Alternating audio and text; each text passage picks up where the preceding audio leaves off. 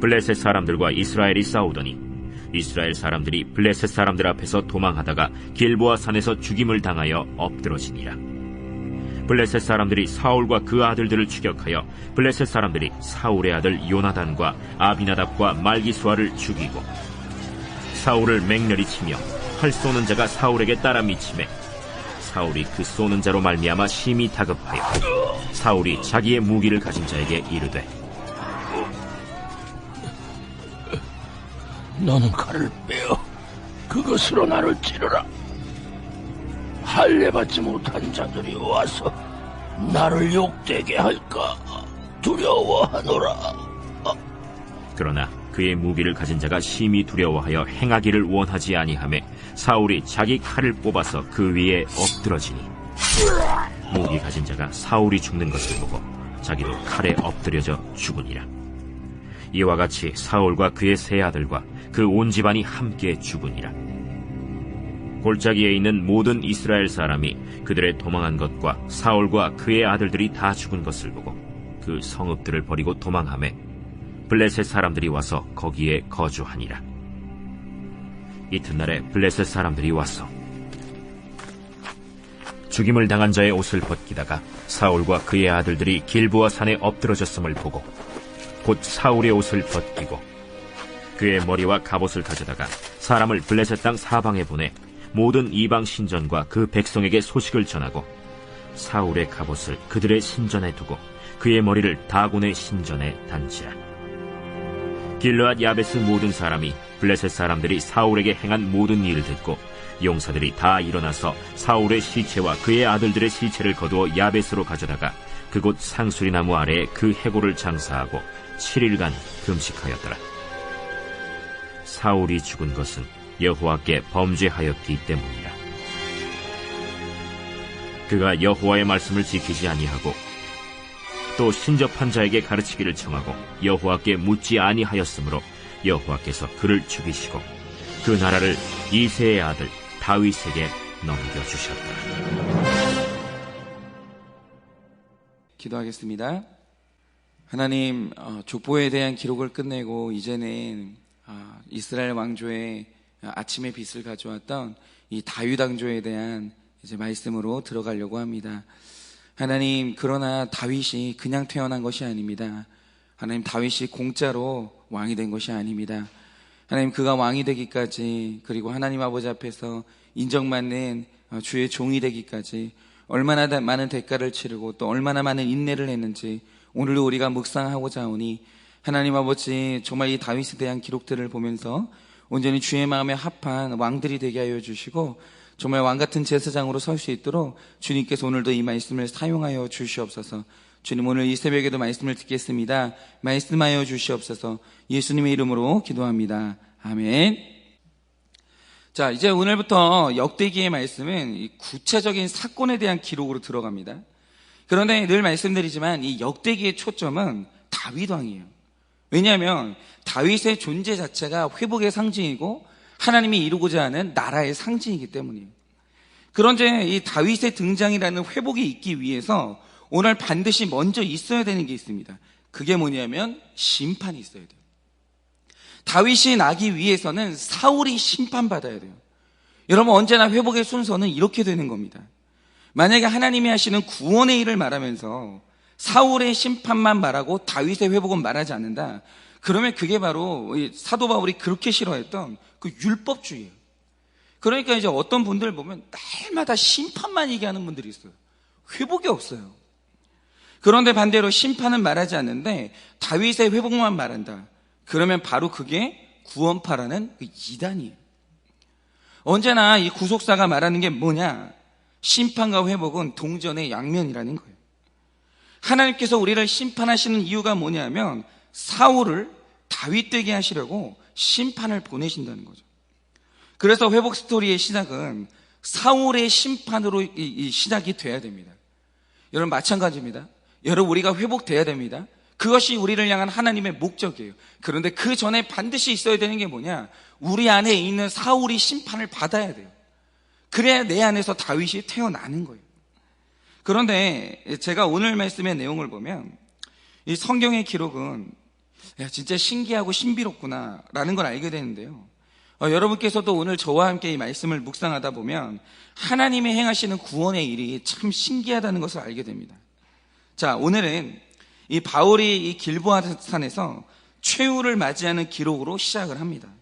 그런데 13절을 보시면 역대기가 이 사건에 대해서 뭐라고 평가하냐라고 하면 사울이 오늘 죽은 것은 그가 여호와께 범죄하였기 때문이다 라고 합니다. 그리고 오늘 그가 어떤 범죄를 하였는가를 얘기할 때 그가 저지른 두 가지 잘못을 말하는데, 하나는 어제 말씀드린 것처럼 그가 율법을 어기고 신접한 자죠. 즉 무당에게 자기의 길과 가르침을 청했기 때문이고, 두 번째는 그가 여호와께 묻지 아니하였으므로 여호와께서 그를 죽이셨다 이렇게 말합니다. 그런데 오늘 우리가 이 새벽에 이 사울이 저질렀던 이 범죄 있죠, 묻지 않았다라는 이 범죄에 대해서 한번 묵상을 해보자 이겁니다. 제가 여러분께 하나 여쭤볼게요. 오늘 성경은 사울이 묻지 않았대요. 그가 하나님께 묻지 않았다고 합니다. 그런데 정말 사울이 살아가는 날 동안 하나님께 질문을 던진 적이 한 번도 없었습니까? 그리고 하나님께서 사울에게 응답하신 적이 없었습니까? 그런데 성경의 기록을 보면 그렇지 않아요. 그는 무슨 일이 있을 때마다 하나님의 사자 사무엘에게 늘 물었고 늘 하나님의 대답 듣기를 애타게 기다렸던 사람이에요. 그 예로 어제 말씀드렸듯이 사무엘상 28장 3절에서 11절을 보면 이 사무엘이 죽자 사울에게는 하나님의 음성을 듣는 통로가 막혀버립니다. 그러자 사울이 하나님의 음성을 듣기 위해서 어떤 방법까지 씁니까? 엔돌에 있는 신접한 여인을 찾아가서 죽은 사무엘을 불러내서 하나님의 뜻을 듣기를 원했어요. 그러니까 이 사울은요, 그가 살아있는 날 동안 분명히 하나님께 질문을 던졌고 응답받기를 간절히 원했어요. 여러분, 사울이요, 묻지 않은 게 아닙니다. 많이 물어봤어요. 그런데 이상한 것은 뭐냐, 성경을 통해 하나님이 말씀하시길 사울은 단 한 번도 나에게 물어본 적이 없다 그렇게 얘기를 해요. 그러면 우리가 어떻게 이것을 해석해야 되는가? 분명히 사울이 주여 주여 했거든요. 그가 물어봤거든요. 그런데 하나님은 모른대요. 그런데 하나님은 들은 적이 없대요. 이거 어떻게 해석해야 되는가? 여기서 우리가 이제 언어로 들어가야 되는데, 오늘 성경이 말하는 이 묻다라는 말의 히브리어가 다라시라는 단어거든요. 그런데 흥미로운 것은 이 다라시가 두 개의 뜻을 가지고 있어요. 묻다는 말의 첫 번째 뜻이 뭐냐, 자아 실현 혹은 자기 개발을 위해서 물어보다 이 뜻이 있어요. 그런데 이 신기한 게 다라시의 두 번째 뜻이 있어요. 그게 뭐냐면 통치를 받기 위해 묻다라는 뜻이 있는 거예요. 그러니까 겉으로 보면 사람의 묻는 행위는 질문이라는 똑같은 형태를 취한단 말이죠. 둘 다 물음표를 던져요. 그런데 이 물음표는요, 전혀 다른 두 가지 의미를 가질 수가 있는 거예요. 하나의 물음은 순전히 나를 위한 것이에요.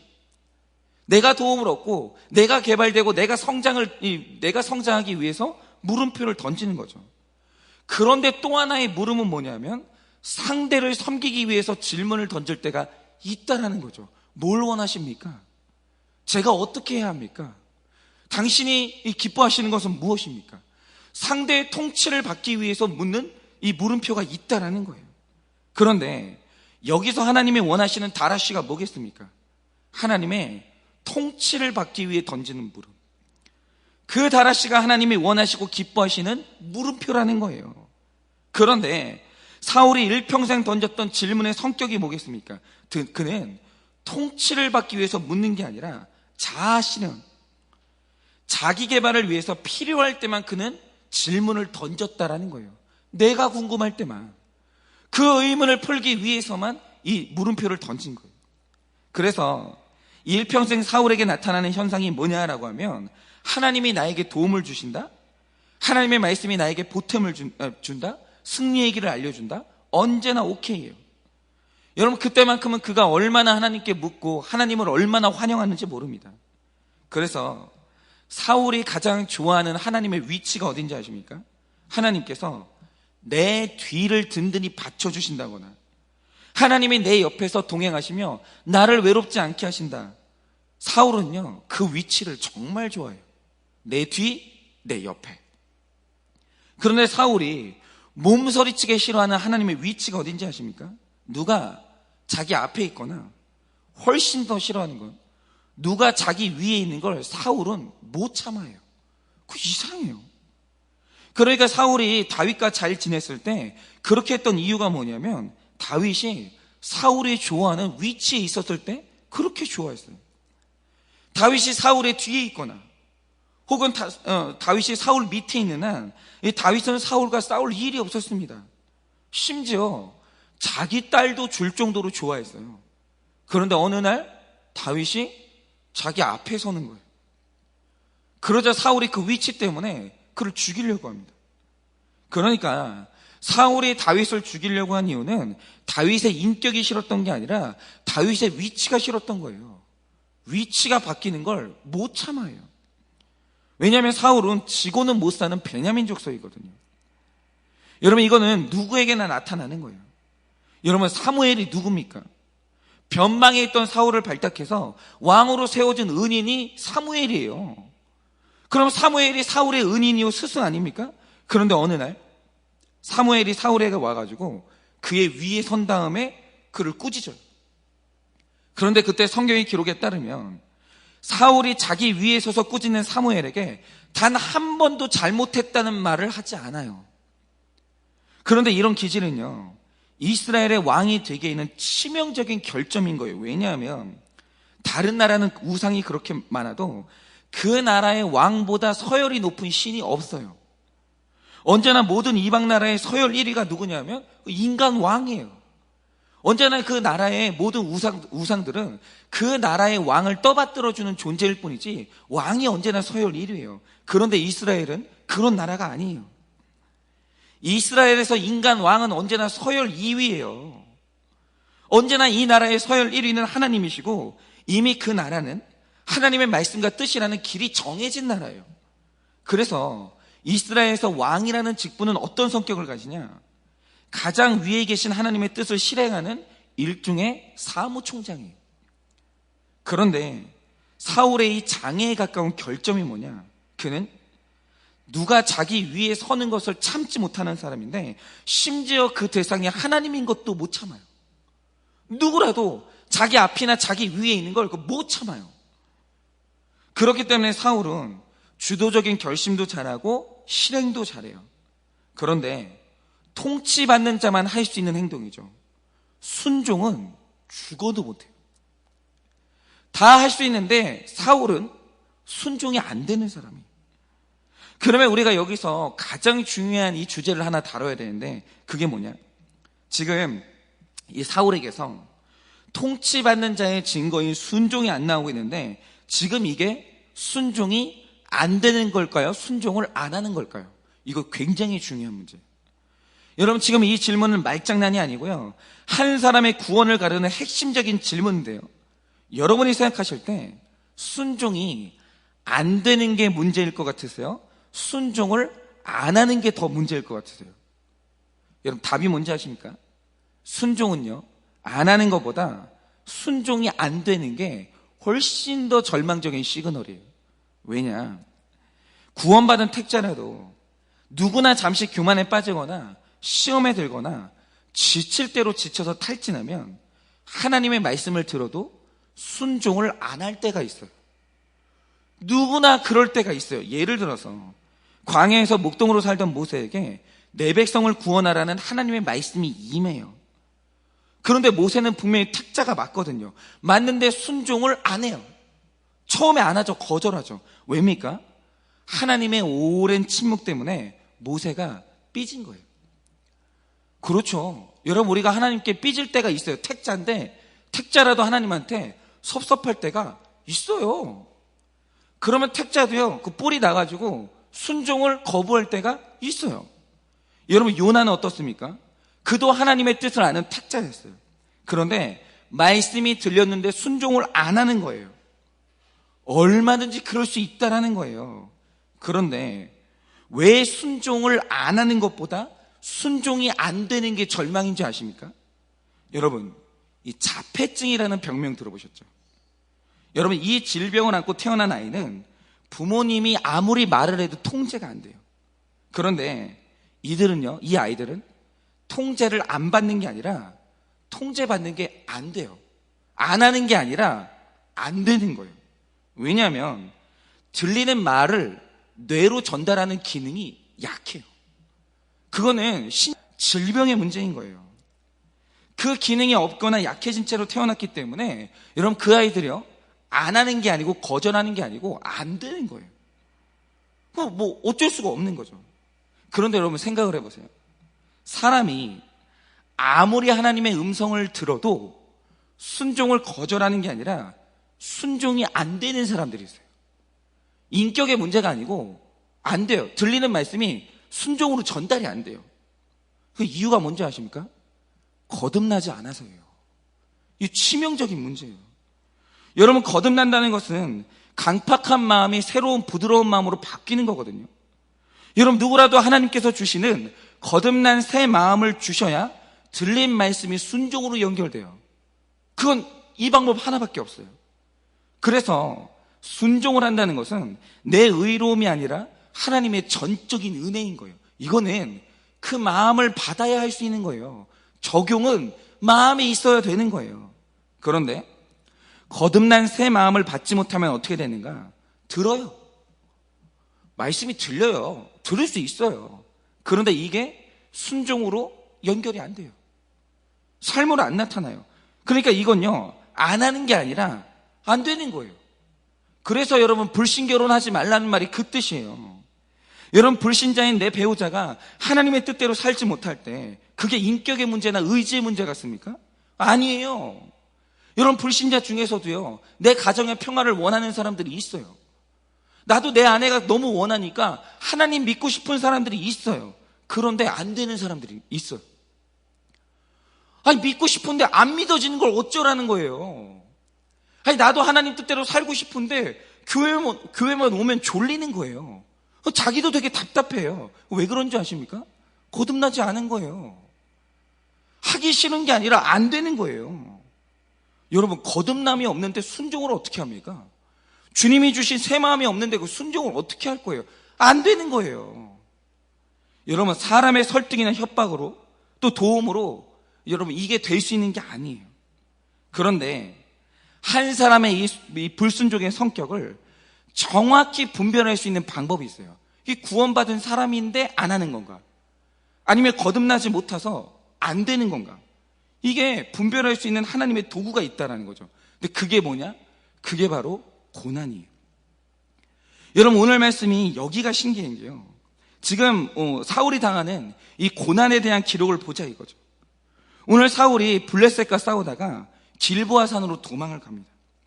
그런데 2절 말씀을 보면 블레셋 사람들이 사울과 그 아들들을 추격했다라는 기록이 나와요. 그러니까 고난이 온 거죠. 그런데 여기서 추격했다라는 말의 원어적 뜻을 보면 물고기의 몸에 비늘이 착 붙었다, 이 뜻이에요. 그러니까 블레셋 군인들이 사울과 그 아들들 뒤에 딱 붙어서 따라오는 거예요. 요거 한 발자국만 더 오면 칼에 찔려요. 어마어마한 고난인 거예요. 이 고난이 사울의 뒤를 추격하고 있는 거예요. 바싹 추격하고 있는 거죠. 그런데 이 본문을 보면 신기한 게 뭐냐, 블레셋 군인들이 이들을 추격할 때 내가 추격하는 사람이 사울인 것을 알고 추격했을까요? 그게 아니라는 거예요. 여러분, 오늘 본문 기록을 보면 사울이 추격을 당하다가 자살을 하는데 추격대가 내가 쫓던 사람이 자살하는 걸 보고 그냥 지나쳐요.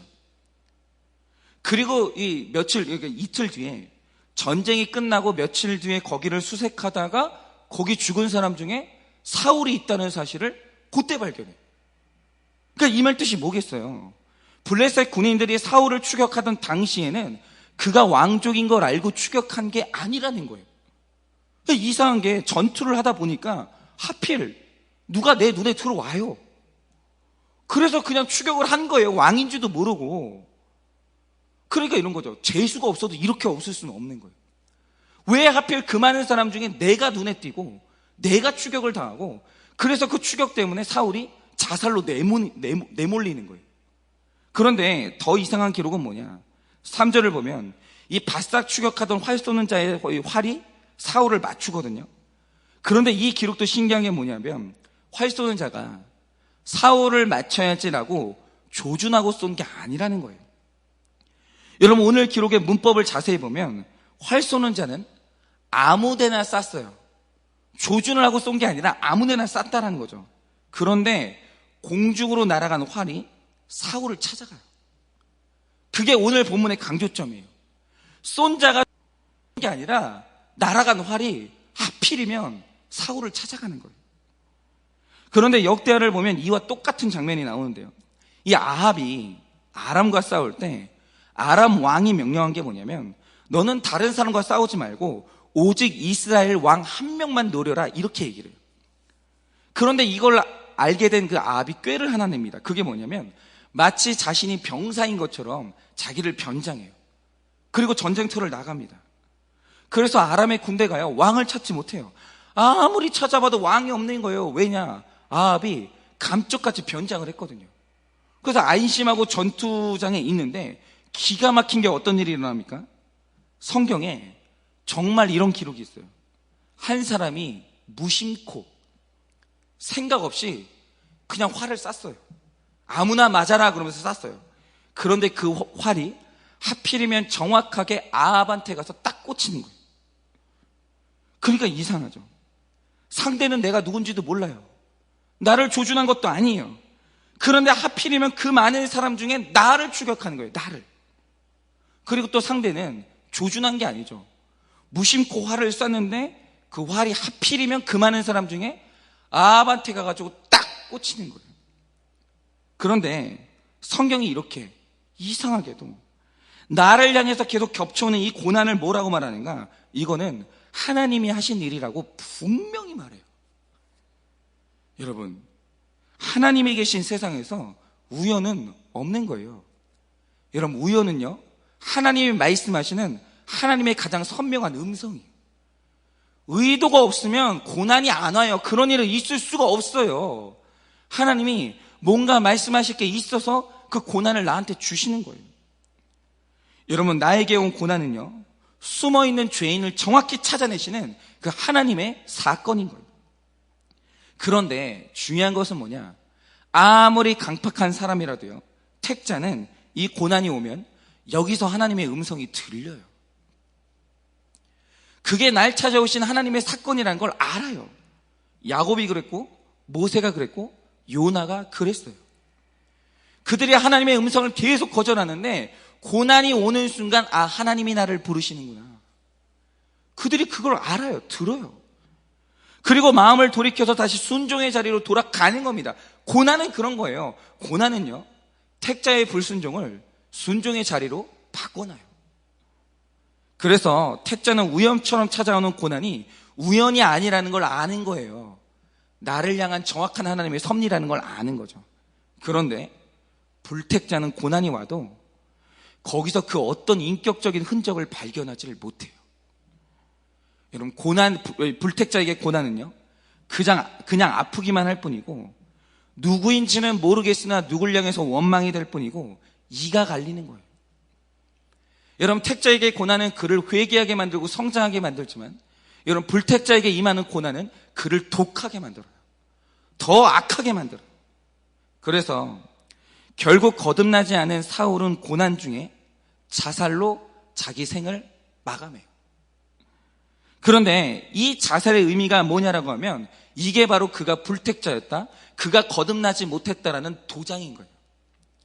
끝내 그가 순종으로 돌이키지 않는 거예요.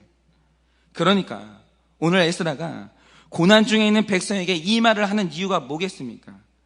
내게 찾아온 고난에서 너희가 하나님을 만나고 돌이켰다면 그게 바로 너희가 거듭났다는 증거요, 너희가 택자라는 증거라는 거예요.